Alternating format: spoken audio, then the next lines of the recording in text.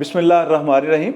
आज हम बात करेंगे हेल्थ कार्ड और हेल्थ कार्ड सिस्टम की, जो बड़े ही बैंड बाजे और डोल धमाके के साथ लागू किए गए, लेकिन आज तक मतलूबा अहदाफ हासिल न किए जा सके, बल्कि हेल्थ सेक्टर ब्यूरोक्रेसी और पब्लिक हेल्थ मेडिकल बरादरी के दरमियान टग ऑफ वार साबित हुए। इस सिस्टम की कम्प्रीहेंसिव कवरेज सिर्फ एक कागजी कार्रवाई है और हकीकत में ये सारे का सारा सिस्टम एक बहुत बड़ा फलाप या अधूरापन है। हुक्मरानों, ब्यूरोक्रेसी, अवाम, डॉक्टरों और पब्लिक से मुखातब मैं हूं डॉक्टर मोहम्मद यूनुस वड़ैच। ये प्रोग्राम 2010 में जुज़वी तौर पर और तजर्बाती तौर पर पायलट किया गया और फिर KPK के बाद 2021 के आखिर में विद इन वीक्स पूरे पंजाब में लागू कर दी गई। दो बातें समझने से मैं अब तक कासर हूँ कि ये सारे पंजाब में लागू करने के बावजूद शौकत खानम मेमोरियल कैंसर अस्पताल में अभी तक लागू नहीं किया गया। दूसरी बात जो मेरी समझ से बाहर है, हेल्थ सेक्रेटरी या हेल्थ सेक्रेटरी जो कि हाईली एजुकेटेड, ट्रेंड, एक्सपीरियंस और इंटेलेक्चुअल लोग हैं, उनके और डॉक्टर जो कि टेक्निकल हैं, इनके दरमियान एक सिस्टम चल रहा था। पता नहीं क्यों एक तीसरी पार्टी जो कि पावरफुल है, बिजनेस माइंडेड है और मनी मेकिंग मशीन है, जिसको इंश्योरेंस कंपनी कहते हैं, उसको साथ मिला दिया गया, बल्कि इन दोनों पार्टनर के ऊपर उसको बैठा दिया गया। आइए देखते हैं इस सिस्टम की टेक्निकलिटीज़, पोटेंशियलिटीज़ और इवेंचुअलिटीज़ को तफसील के साथ। सबसे बड़ा खदशा जो ज़ाहिर किया जा रहा है वो ये है कि पब्लिक सेक्टर हॉस्पिटल कहीं प्राइवेटाइज ना हो जाए, क्योंकि वो पैसे जो कि इंटाइटल या इम्पैनल्ड या हेल्थ कार्ड वाले अस्पतालों में जो पैसे आ रहे हैं वो सरकारी अस्पतालों से ही लिए गए हैं। दूसरा, एक डॉक्टर साहब जो कि सरकारी हॉस्पिटल में काम कर रहे हैं, उसको लालच के तहत या चूँकि उसको शेयर मिलना है कार्ड वाले अस्पतालों में, वो पेशेंट को वहाँ रेफ़र कर देते हैं कुछ डॉक्टर। इसी तरह बहुत सारे ऐसे डॉक्टर हैं जो कि हेड ऑफ डिपार्टमेंट हैं सरकारी अस्पतालों में, लेकिन उनके अपने भी कार्ड पे चलने वाले इंटाइटल्ड या उनके इम्पैनल्ड हॉस्पिटल हैं। लिहाजा ये खदशा है कि ये ना हो कि ये सिस्टम चलते चलते पुराना सिस्टम भी बर्बाद हो जाए, हम ना उधर के रहें ना उधर के। इस सिस्टम के आने से कुछ अनड्यू सर्जरी भी शुरू हो गई है। चूँकि डॉक्टर हजरात को शेयर मिलना होता है, वो सर्जरी नहीं भी फिर भी रिकमेंड कर देते हैं। ऑपरेशन करने से पहले कार्ड वाले अस्पताल में सर्जन हजरात बाज़ औक़ात लिस्ट मंगवा लेते हैं कि जिस ऑपरेशन में फ़ीस ज़्यादा है, नाम उसका लिख दिया और सर्जरी कोई और कर दी। यहाँ तक कि बाईपास और स्टेंट भी बिला ज़रूरत पड़ रहे हैं। कुछ डॉक्टर पेशेंट को गिनी पिग की तरह यूज़ कर रहे हैं। इस सिस्टम के तहत इलाज और ऑपरेशन बहुत सारे अस्पतालों में गैर मेयारी भी हो रहे हैं। उसकी रीज़न ये है कि इनमें कार्ड वाले अस्पतालों में दाखिल करने के लिए आम आदमी बैठे हुए हैं जो कि डॉक्टर नहीं हैं, पढ़े लिखे भी नहीं हैं, और थोड़ी सी उनकी तनख्वाह है, वो अपने लालच के तहत मरीज़ों को धड़ाधड़ बगैर किसी वजह के दाखिल किए जा रहे हैं।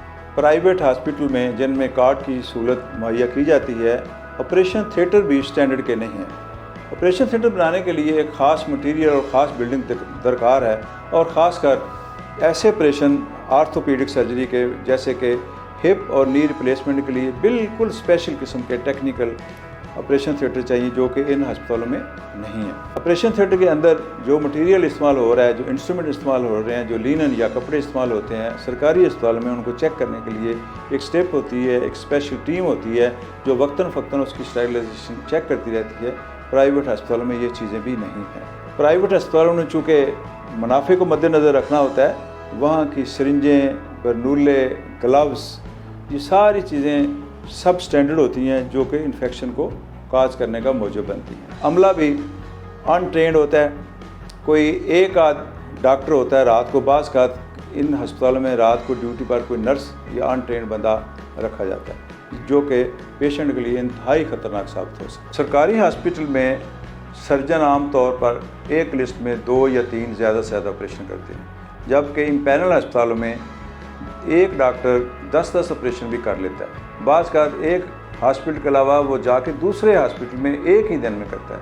100 एंड 100 बाज़ का 100 मील दूर जाके दूसरे शहरों में भी करते हैं। तो डेफिनेटली इस डॉक्टर की जो कि दूसरे शहरों में जाके 10-10 ऑपरेशन दिन में कर रहा है, उसकी और जो सरकारी अस्पताल में ऑपरेशन हो रहे हैं, इन दोनों में अगर देखा जाए तो सर्जन की एफिशिएंसी पे असर पड़ेगा। इम्पैनल हॉस्पिटल का में ऑपरेशन करने वाला सर्जन जो है उसकी एफिशिएंसी इतनी अच्छी नहीं हो सकती, सर्जरी इतनी अच्छी नहीं हो सकती। इसके अलावा वो ऑपरेशन जो दूर दराज इलाकों में हुए हैं, डेफिनेटली बात है कि उनको ऑपरेशन करने वाला डॉक्टर फॉलोअप नहीं करता। उसके स्टिच, उसकी पट्टी, स्टिच निकाल लें कि नहीं निकाल लें, वो अनट्रेन लोग निकालते हैं और उनकी केयर वो नहीं होती जो कि होनी चाहिए। फ़र्ज़ करते हैं कि कोई अल्लाह ना करे प्राइवेट हॉस्पिटलों में जो कि कार्ड के तहत चल रहे हैं कोई कॉम्प्लिकेशन हो गई, उस कॉम्प्लिकेशन के लिए उस अस्पताल में कोई आईसीयू नहीं होता, कोई दूसरी स्पेशलिटी के डॉक्टर नहीं होते, कोई उस वक्त वहाँ पहुँचने के लिए मरीज़ की मदद के लिए नहीं है, जो कि एक ख़तरनाक सिचुएशन पैदा हो सकती है। इम्पैनल हॉस्पिटल में ओपीडी की कवरेज नहीं है, डेंटल ट्रीटमेंट नहीं है, और आपको पता है कि बहुत ज़्यादा पब्लिक जो है वो ओपीडी में आती है।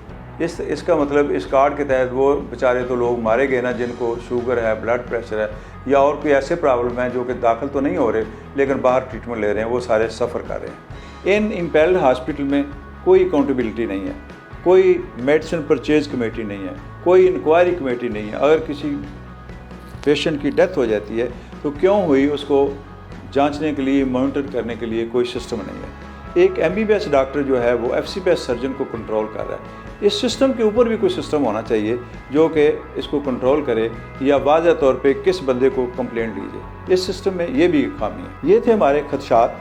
अब मेरी कुछ सजेशन भी हैं। एक तो ये कि हर हॉस्पिटल में जो सरकारी हॉस्पिटल है या ये जो सेहत कार्ड वाले हैं उनमें ओपीडी सहूलत भी मुहैया की जाए, चूँकि बहुत सारी मासेस, बहुत सारे जो तादाद है मरीज़ों की या लोगों की वो मुस्तफ़ीद नहीं हो सकती। दूसरी बात, सरकारी अस्पतालों में फ़ंड उनसे निकालने की बजाय उनमें भी ज़्यादा से ज़्यादा फ़ंड्स और दिए जाएं, ताकि वहाँ चूँकि पब्लिक बहुत ज़्यादा आ रही है और इन फ़ंड्स को निकालने की वजह से वो सफ़र कर रही है, उन सहूलतों का जो ऑलरेडी पहले मौजूद थी फुकदान होता जा रहा है। तीसरी मेरी एक ख्वाहिश और सजेशन है कि प्राइवेट हॉस्पिटल का जिनमें कार्ड चल रहे हैं उनका कंट्रोल भी ब्यूरोक्रेसी के अंडर हो, सेक्रेटरी हेल्थ के अंडर हो, ताकि इसकी ट्रांसपेरेंसी और एफिशिएंसी में इजाफा हो।